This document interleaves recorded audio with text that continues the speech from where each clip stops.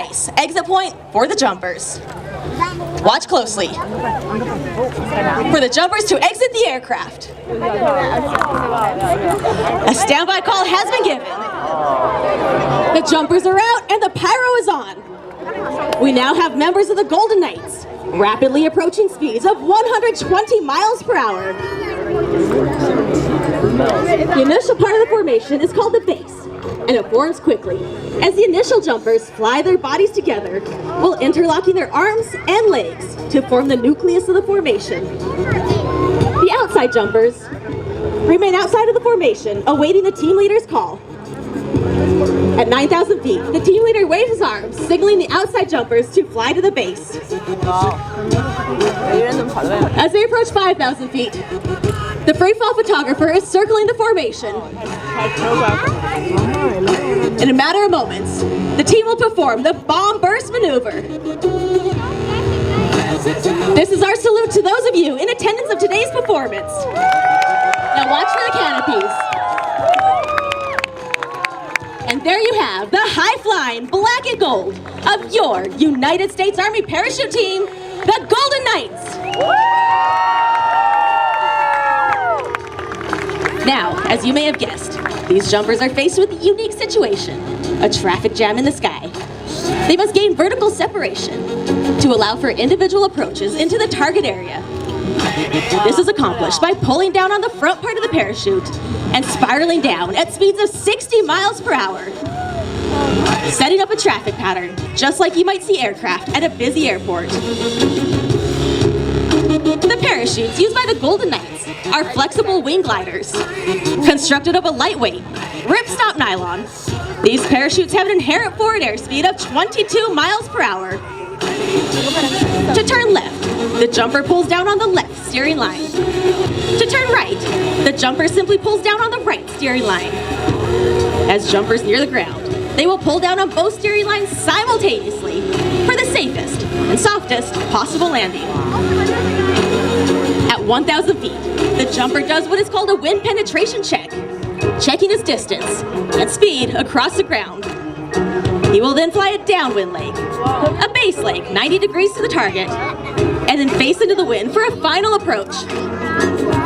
It takes a great deal of concentration in order to land dead center in that target area. You may watch little corrections used in order to obtain that dead center landing in the middle of that orange X.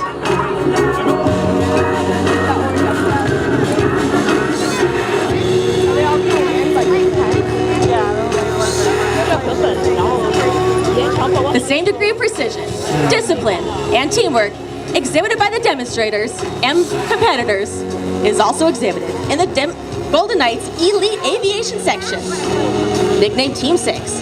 The pilots who fly the team aircraft average over 5,500 flying hours per aviator, and the maintenance technicians who have the mission of keeping these aircraft flying average 10 years of military experience. Now watch as this first jumper brings it in. Zoned in on the middle of that target for a nice soft tiptoe Golden Knight landing.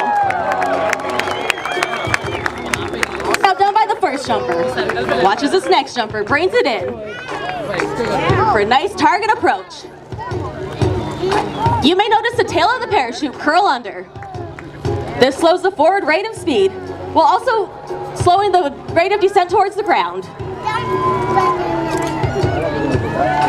These jumpers are showing you the full flight characteristics of these ram air canopies for another tiptoe landing, followed up by another Golden Knight landing.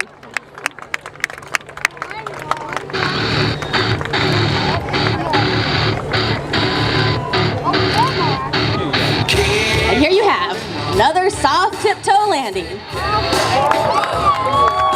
The canopy has 7 cells in the front, inflating these flexible wing gliders. Ladies and gentlemen, looking high and to your right, it may appear that canopies have become entangled, but this is not the case. These jumpers are performing a new facet of the sport called canopy relative work. With the advanced aerodynamic design of these ram air canopies, it is possible to fly one canopy right into the hands of another jumper, without adversely affecting its flight characteristics. It is the job of the bottom jumper, who is the navigator, to relay altitude corrections to the pilot. They just called break. And there you have 2 soft Golden Knight landings. Followed closely behind him is the cameraman of the Golden Knights, as he brings his canopy in. Watch the minor corrections he uses in order to land super soft on that ground.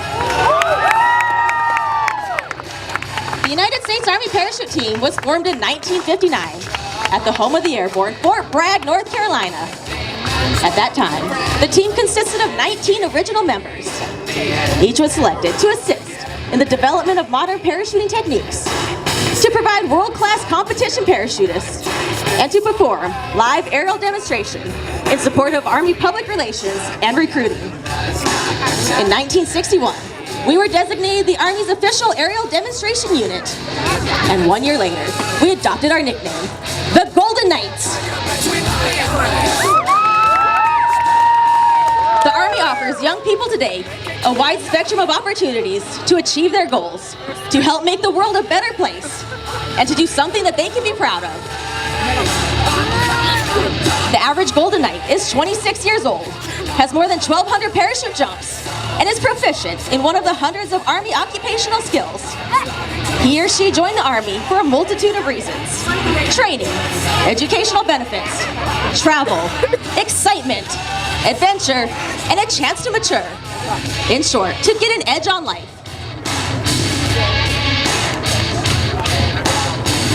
Each member of the team is a soldier first, highly trained in one of the Army's more than 200 occupational specialties, include many which offer the very latest in high-tech training. As the last of the jumpers remove their equipment and don the distinctive maroon beret of today's modern paratrooper, I would like to introduce the jumpers in order of their performance. But first, performing the difficult duties of ground control, from Magnolia Springs, Alabama, he is an airborne infantryman with 4,665 parachute jumps, Sergeant First Class Adrian Hill.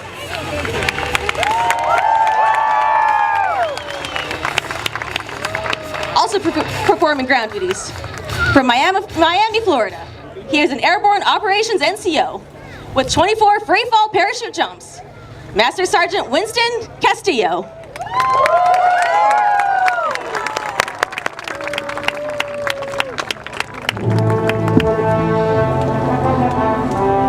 Performing the difficult duties of video photography, from St. Peters, Minnesota, he is an airborne infantryman with 4,325 free fall parachute jumps, Sergeant First Class Noah Watts. And now for the jumpers. From La Crosse, Wisconsin, he is an airborne communication sergeant with 978 free fall parachute jumps, Staff Sergeant Mike Cook. From Boston, Massachusetts, he is an airborne infantryman with 619 free fall parachute jumps, Staff Sergeant Roman Grijalva. Hailing from Anchorage, Alaska, he is an airborne infantryman with 850 free fall parachute jumps, Staff Sergeant Brandon Parra. All the way from Dallas, Texas, he is an airborne motor transportation operations sergeant, Sergeant Blake Gaynor. From Decatur, Illinois, he is an airborne supply sergeant with 684 free fall parachute jumps, Staff Sergeant John Clevenger.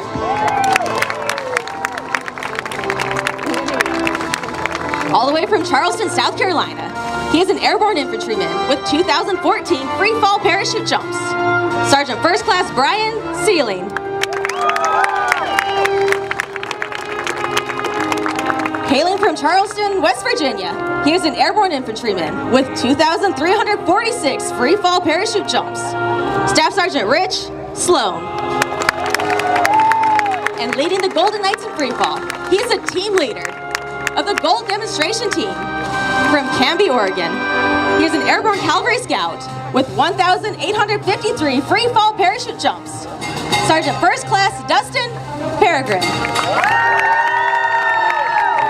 Ladies and gentlemen, it gives me great pleasure to present to you the Gold Demonstration Team for the 2014 Air Show season. All members of your United States Army Parachute Team, the Golden Knights.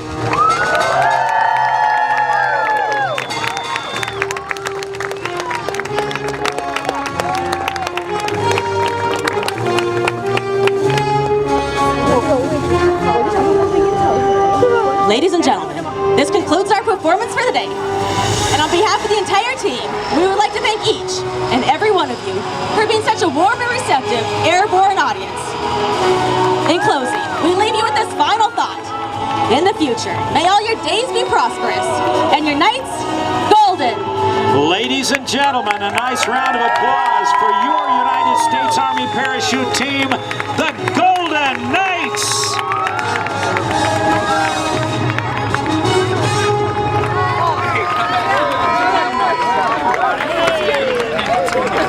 Well, we've got the Golden Knights aircraft on the ground. We have one more